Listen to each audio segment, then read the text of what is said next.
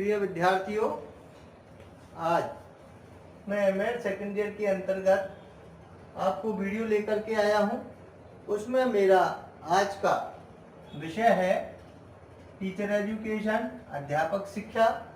और आज का टॉपिक है विश्वविद्यालय अनुदान आयोग के कार्य। विश्वविद्यालय अनुदान आयोग के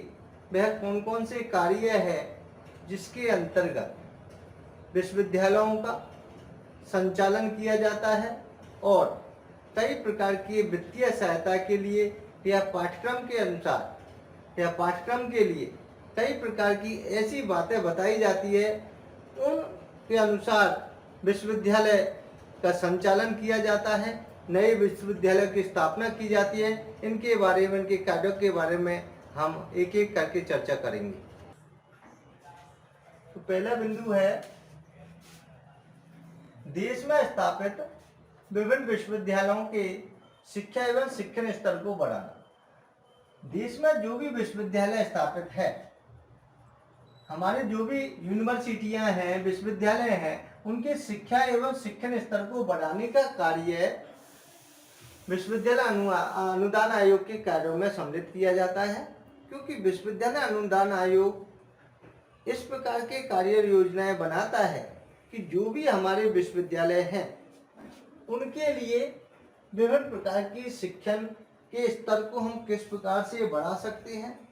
किस प्रकार का शिक्षण का स्तर होना चाहिए, क्या व्यवस्थाएं विद्यार्थियों को मिले, शिक्षण के स्तर में किस प्रकार से सुधार किया जाए, इस प्रकार की विभिन्न प्रकार के कार्य जो देश में स्थापित विभिन्न प्रकार के विश्वविद्यालय हैं हमारे, उन विश्वविद्यालयों में इन आयोग के द्वारा इस प्रकार की बातें रखी जाती है, इस प्रकार के कार्य किए जाते हैं कि देश के जो विश्वविद्यालय में शिक्षा का स्तर उच्च हो, विद्यार्थियों को सबसे ज़्यादा इससे लाभ हो, विद्यार्थी इससे जुड़ सके और जो कमियां हैं उनके द्वारा सहायता प्रदान करते हुए उनका समाधान किया जा सके। इसलिए हम विश्वविद्यालय अनुदान आयोग के प्रथम कार्य की बात करें तो देश में स्थापित विभिन्न विश्वविद्यालयों के शिक्षा एवं शिक्षण स्तर को बढ़ाना, कि हम किस प्रकार के स्तर को, शिक्षा के स्तर को बढ़ा सकें और किस प्रकार की शिक्षा होनी चाहिए, किस प्रकार की पढ़ाई चलनी चाहिए, कैसे पाठ्यक्रम ऐसा होना चाहिए जिससे हमारे विश्वविद्यालय कार्यरत शिक्षक है उनके द्वारा उनको पढ़ाई करवाई जा सके। ऐसे विभिन्न प्रकार के जो विश्वविद्यालय अनुदान आयोग के कार्य वो माने जाते हैं। तो इसलिए अनुदान आयोग विभिन्न प्रकार के जो भी देश में स्थापित विश्वविद्यालय है उनमें ऐसे कार्यों के लिए, ऐसे शिक्षण के स्तर को बढ़ावा देने के लिए, शिक्षा का स्तर आगे बढ़े, विद्यार्थियों को अच्छा लाभ हो, वहाँ की व्यवस्थाएं ठीक प्रकार से चले, ऐसे कार्यों के लिए विश्वविद्यालय आयोग कार्य करती है। दूसरा है नवीन विश्वविद्यालय जो नए खुल रहे हैं, जो भी स्थापना नए विश्वविद्यालय की जाती है, तो नवीन विश्वविद्यालयों की स्थापना करने एवं कार्य क्षेत्र के लिए अनुमति प्रदान करना। जो भी नए विश्वविद्यालय खोलने के लिए कहाँ खोलने हैं, कैसे वहाँ पर जनसंख्या के आधार पर पढ़ाई का स्तर देखते हुए या विभिन्न प्रकार की मांग के अनुसार जो भी नवीन विश्वविद्यालय खोले जाते हैं, उन नवीन विश्वविद्यालय की स्थापना करने के लिए एवं उनका कार्य क्षेत्र के लिए अनुमति प्रदान करना कि उनके कार्य क्षेत्र क्या क्या होंगे, क्या उनमें पाठ्यक्रम संचालित होंगे, कौन से पाठ्यक्रमों के लिए विश्वविद्यालय भी खोले जा रहे हैं, किस विश्वविद्यालय, क्योंकि अलग अलग चीज़ों के लिए अलग अलग पाठ्यक्रम चलते हैं विश्वविद्यालय में, उनके लिए अनुमति प्रदान करने का कार्य भी विश्वविद्यालय अनुदान आयोग का रहता है और उसके द्वारा वो विश्वविद्यालय कार्य करता है।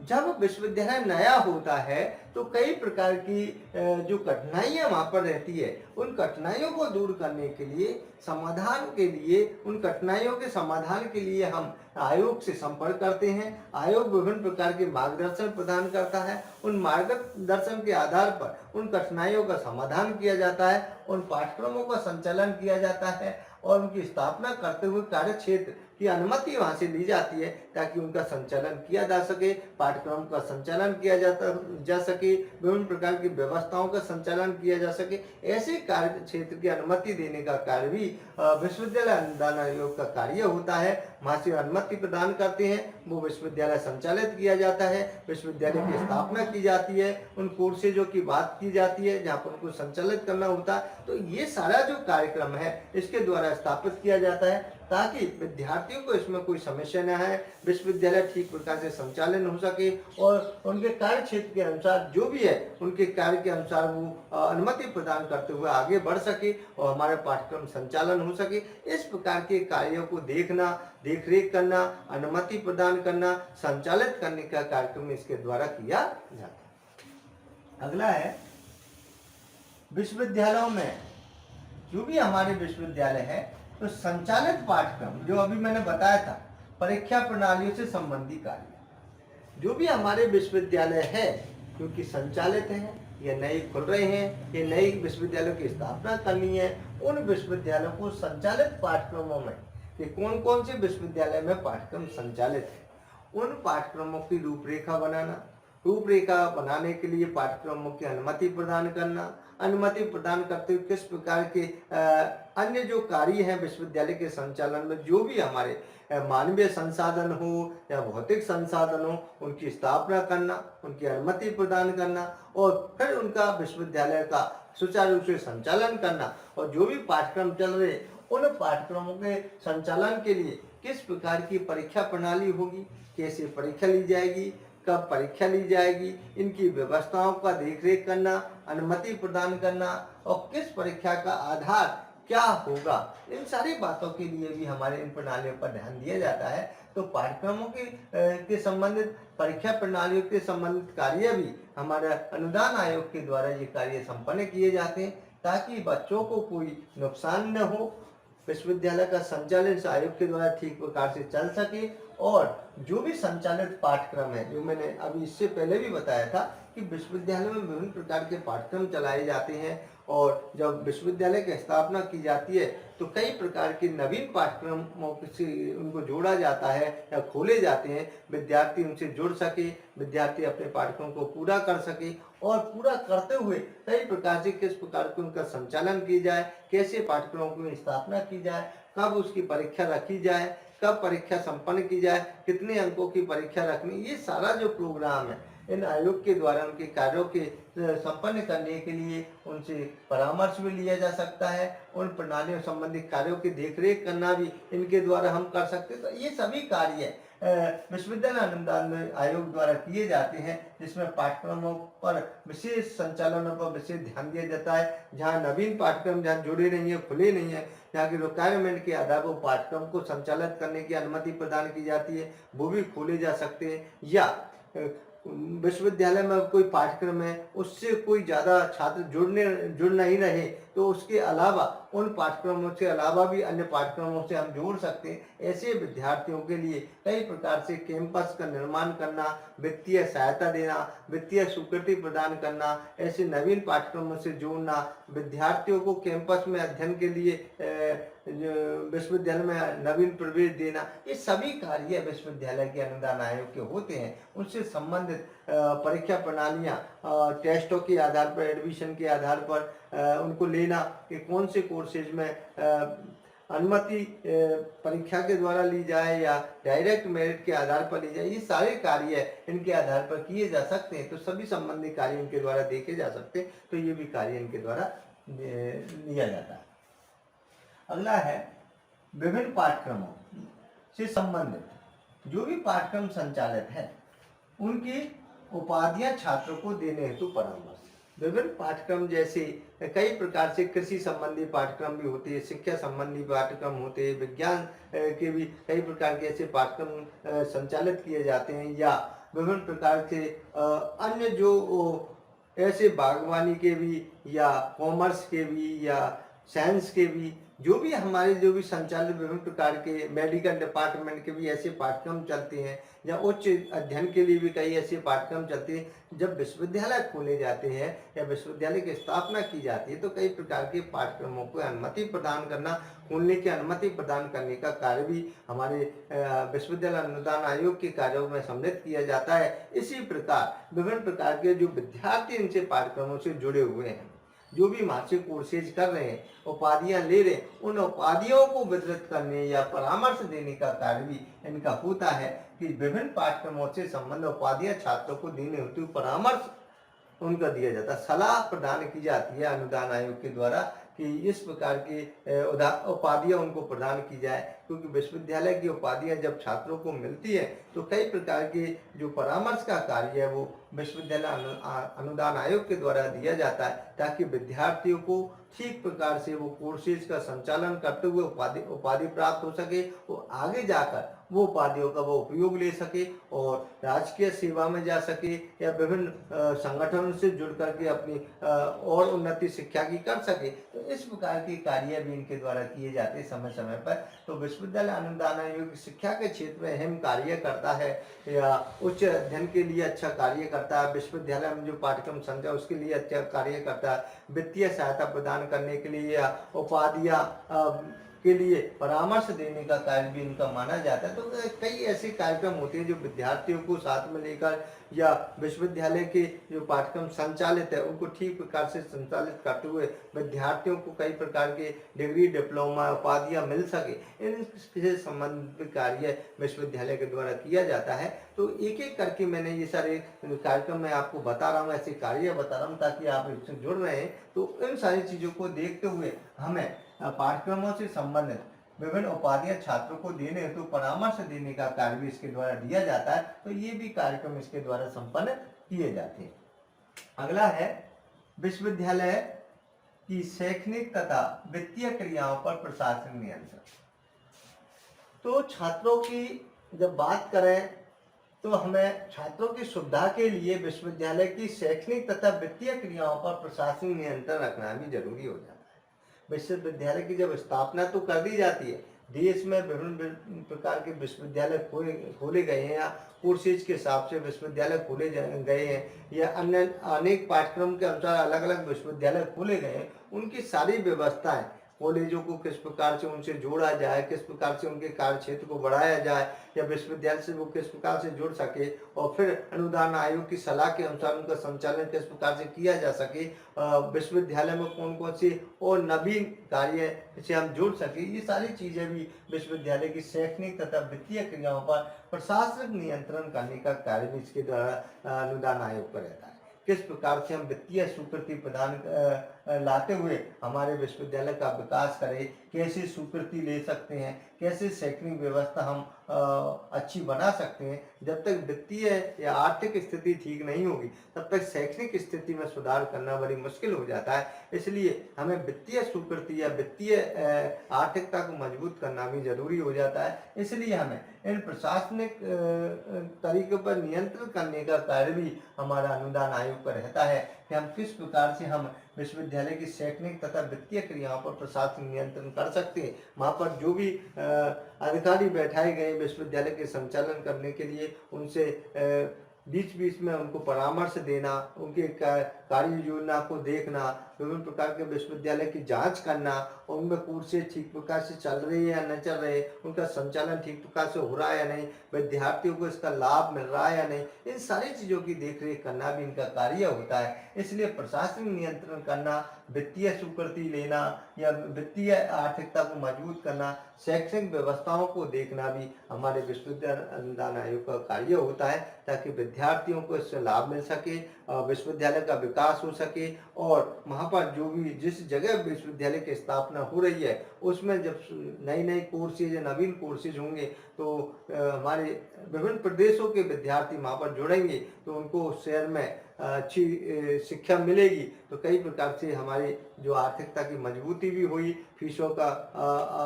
हमारा जो प्रवेश है उसमें दिया जाएगा, विद्यार्थी उसमें प्रवेश लेंगे, आय के स्रोत भी बढ़ेंगे, विद्यार्थियों को भी लाभ होगा, शिक्षा का स्तर ऊंचा उठेगा, समाज में नाम होगा और देश की उन्नति के लिए हम भागीदार साबित होंगी और डिग्री डिप्लोमा लेकर के वो अपने जो शिक्षा के जो उन्नति की ओर वो आगे बढ़ेंगे। इन सारे लक्ष्यों को लेकर के विश्वविद्यालय अनुदान आयोग ये कार्य करता है, ताकि हमें ये जो कार्यों में कई प्रकार का लाभ प्रशासनिक नियंत्रण करने का भी इसमें मिलता है कि प्रशासनिक नियंत्रण उसके द्वारा किस प्रकार से किया जाता है। जो भी अधिकारियों की नियुक्ति की जाती है, अपॉइंटमेंट दिए जाते हैं या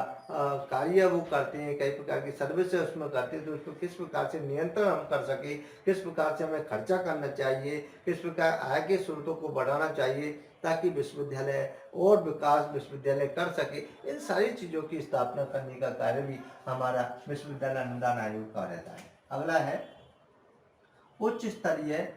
शिक्षा के विकास के लिए नवीन योजनाओं को क्रियान्वित करना। उच्च स्तरीय शिक्षा के विकास के लिए भी हम जो भी उच्च स्तरीय शिक्षा का विकास है कि हम आगे और शिक्षा को कैसे बढ़ा सकते हैं, उच्च स्तरीय स्थान पर किस प्रकार से पहुंचा सकते हैं, उसके विकास के लिए हमें क्या करना चाहिए, नवीन योजना बनानी चाहिए। और ऐसी कौन सी योजना हो जिसके अंतर्गत हम नवीन योजनाओं को बनाते हुए उसका क्रियान्वित कर सके, उनसे जोड़ सके,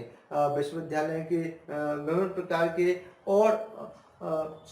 कई प्रकार के डिपार्टमेंट हम खोल सके। तो इन सारी चीज़ों की योजना बनाने का कार्य भी क्रियान्वित करने का कार्य भी अनुदान आयोग का रहता है। तो कई प्रकार का कार्य भी जब हम देखें तो विश्वविद्यालय अनुदान आयोग एक बहुत बड़ा कार्य शिक्षा के क्षेत्र में करता है, ताकि उच्च स्तरीय छात्र से जुड़ सके, विश्वविद्यालय से जुड़े छात्र उनसे जुड़ सके, हायर एजुकेशन छात्र उनसे जुड़ सके और अपने जो शिक्षा के स्तर को वो उन्नत कर सके, आगे बढ़ा सके। इसलिए उच्च स्तरीय शिक्षा के लिए विकास के लिए भी नवीन योजनाओं से जोड़ना, उनको क्रियान्वित करना, नए पाठ्यक्रम का संचालन करना, नए पाठ्यक्रम खोलना और खोल करके कई प्रकार से छात्रों को लाभ देना, इन सारी चीज़ों की योजनाओं का संचालन करना भी हमारे विश्वविद्यालय अनुदान आयोग का कार्य होता है। अगला है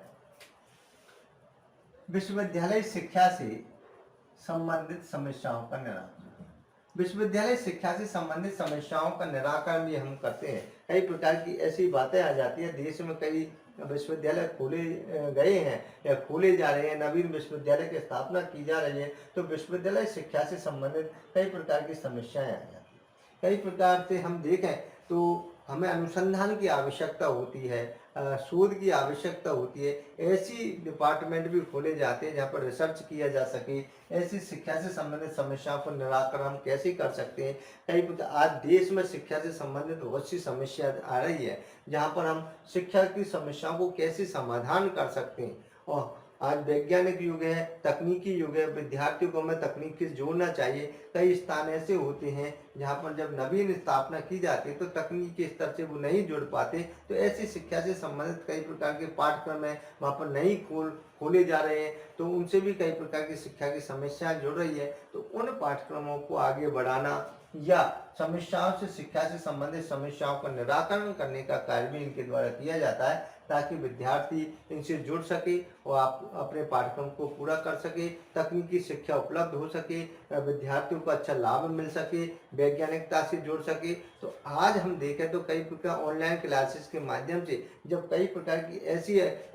समस्याएं, शिक्षा से संबंधित समस्याएं आ जाती है, तो हमें भी चाहिए कि विद्यार्थियों को हम लाभ दें, घर बैठे शिक्षा पहुंचाएं। जो आज के समय में हम पहुंचा रहे हैं ये सब तकनीकी शिक्षा के अनुसार ही है। इसलिए विश्वविद्यालय शिक्षा से संबंधित समस्याओं के निराकरण से संबंधित भी हमारे जो विश्वविद्यालय अनुदान आयोग है ये कार्य करता है, ताकि विश्वविद्यालय से जो भी छात्र जुड़ रहे हैं, जो भी प्राध्यापक जुड़ रहे हैं या विद्यार्थी जुड़ रहे हैं, उनको जो या शोध कार्य जो भी छात्र कर रहे हैं उनको विभिन्न प्रकार का लाभ देने के लिए हम नई तकनीकी से उनसे जोड़ें, शिक्षा की समस्याओं का उनका निराकरण करें। ये सारी जो बातें हैं वो शिक्षा के निराकरण के लिए विश्वविद्यालय अनुदान आयोग ये कार्य करता है। तो मैंने कई प्रकार की बातें, आज मैंने ये टॉपिक इसलिए लिया है क्योंकि जब हम देखते हैं कि जब विश्वविद्यालय से हम जुड़ते हैं या उच्च स्तरीय शिक्षा से हम जुड़ते हैं तो कई प्रकार की समस्याएं जब पढ़ाते समय प्राध्यापक को आती है, तो कॉलेज हो या विश्वविद्यालय हो या प्रशिक्षण संस्थान हो,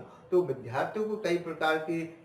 जो समस्याओं का निराकरण करने के लिए उच्च स्तरीय जो बात होती है वो विश्वविद्यालय अनुदान आयोग के द्वारा कई प्रकार से वित्तीय सहायता भी हम दे सकते हैं। शिक्षा से संबंधित पाठ्यक्रमों को पूरा कर सकते, नए पाठ्यक्रम को जोड़ने के लिए आवेदन कर सकते। तो ये सारी चीजें हैं जो कि विद्यार्थियों के लाभप्रद होती है। तो मैंने एक एक समस्याएं, एक एक कार्य और एक एक समाधान करने की बातें और विश्वविद्यालय अनुदान आयोग के कौन कौन से ऐसे कार्य होते हैं उन कार्यों के बारे में भी मैंने विभिन्न प्रकार की बातें बताई है। और बात बताते हुए ये संशोधन किया है कि उसमें हम किस प्रकार के स्तर को ऊंचा उठा सके। इसलिए हमें देश में जो भी हमारे विश्वविद्यालय हैं उनका ठीक प्रकार से संचालन हो सके, ऐसी बातें विश्वविद्यालय अनुदान आयोग कार्य करता है। तो मैं दोबारा एक बार पुनः रिपीट कर रहा हूँ कि ये मैंने कौन कौन से कार्य आपको बताए थे जिसमें देश में स्थापित विभिन्न विश्वविद्यालयों के शिक्षा एवं शिक्षण स्तर को बढ़ाने का कार्य विश्वविद्यालय अनुदान आयोग को रहता है। नवीन विश्वविद्यालयों की स्थापना करने एवं कार्य क्षेत्र के यह अनुमति प्रदान करने का कार्य भी इसके लिए रहता है। और विश्वविद्यालयों में संचालित जो भी संचालित है विश्वविद्यालय उनमें जो भी संचालित पाठ्यक्रमों परीक्षा प्रणालियों से संबंधित कार्य भी इनके द्वारा संपन्न किए जाते हैं या उनके द्वारा स्थापित किए जाते हैं या उनके द्वारा अनुमति प्रदान की जाती है या उनको परामर्श दिए जाते हैं। विभिन्न पाठ्यक्रमों से संबंधित उपाधियां छात्रों को देने हेतु परामर्श दिया जाता है कि किस प्रकार से जो भी पाठ्यक्रम से विद्यार्थी जुड़ रहे हैं उनकी उपाधियां कौन कौन सी मिलनी चाहिए, किस प्रकार से पाठ्यक्रम में कौन सी उपाधियां ठीक रहेगी। ये सारा जो परामर्श देने का कार्य भी उनके द्वारा किया जाता है क्योंकि विश्वविद्यालय में विभिन्न प्रकार के कोर्सेज चलते हैं, अलग अलग उपाधियां विद्यार्थी को मिलती है। विश्वविद्यालय की शैक्षणिक तथा वित्तीय क्रियाओं पर प्रशासन नियंत्रण करना भी हमारा कार्य होता है। तो ये भी एक अनुदान आयोग के लिए द्वारा बताया गया है। उच्च स्तरीय शिक्षा के विकास के लिए नवीन योजनाओं को क्रियान्वित करना कि उच्च स्तर का जो शिक्षा का स्तर है कैसे उच्च हो सके, ऐसी नवीन योजनाओं को क्रियान्वित करने का कार्य इनका माना जाता है। और विश्वविद्यालय शिक्षा से संबंधित समस्या का निराकरण भी इनके द्वारा किया जाता है। आपने इस वीडियो को देखेंगे, सुनेंगे और सुन करके इसको समझेंगे और अच्छे अंकों से आप पास होंगे। इसी आधार पर मैंने ये वीडियो बनाई है। जय हिंद, जय भारत, नमस्कार, धन्यवाद।